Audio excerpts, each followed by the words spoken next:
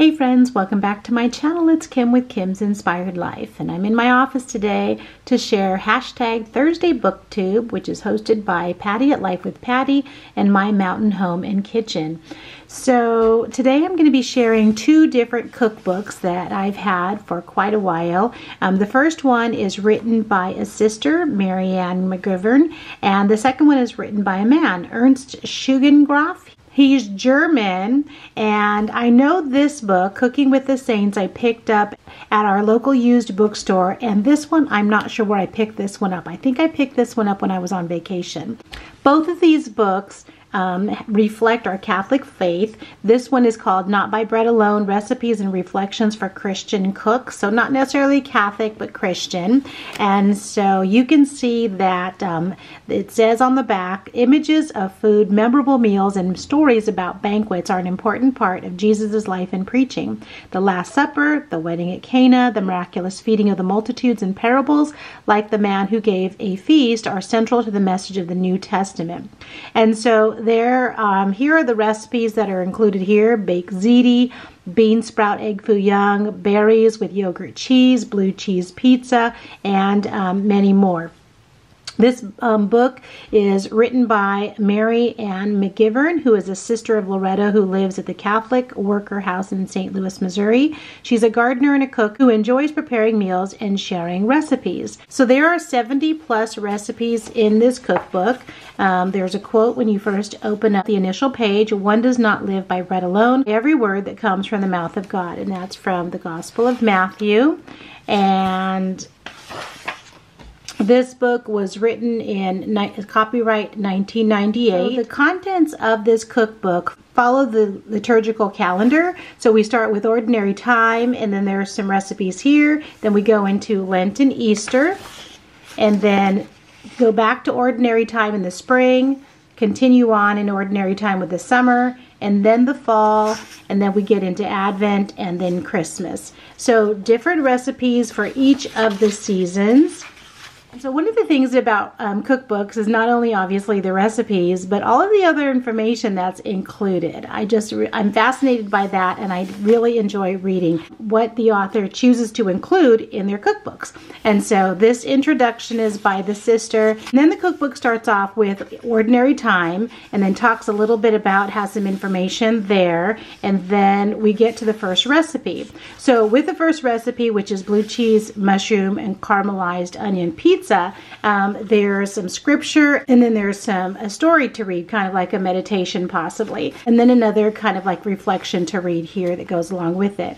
And so one of the things that I really like about this, besides the recipes, besides all the scripture and information, is I really appreciate that the ingredients are bolded so that you can see the ingredients first, and then you can get to the instructions after that. So when I'm looking for cookbooks, I do like to look for the basics just like that, because when it all blends together, when it's the ingredients and then it's the instructions, sometimes it gets a little fuzzy for me. So I have made many recipes out of this book. I have a couple that are marked with post-it notes up there, and this vegetarian chili is really good. So this cookbook has been used well with most of my cookbooks, since I have many and I'm always looking at recipes. Probably there's a lot of recipes in here that I would like to make that I haven't made yet. So that is the first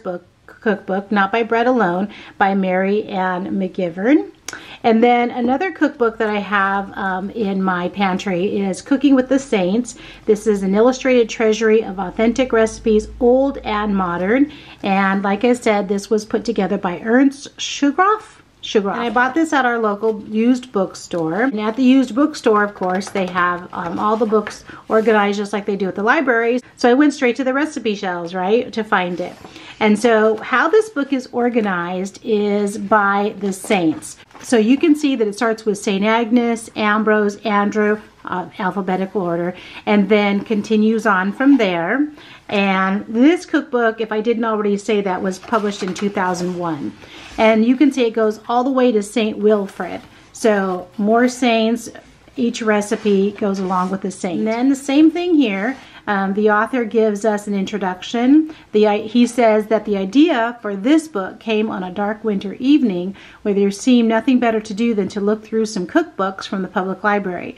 So I love doing that too, to find some exciting and different recipes. Reading two completely different cookbooks, one on cooking in Yorkshire and one on Brittany, I stumbled across two recipes that had names of saints attached to them, and both authors explained in a few sentences the connection of the saint to the recipe, and then he goes on from there. So that's how he got his idea to put together this cookbook. And so how this cookbook is organized is starts off with the first saint, Saint Agnes, and then gives you some information about the saint, and then has the recipe that goes along with it. So that's in German, and then it says Saint Agnes cookies.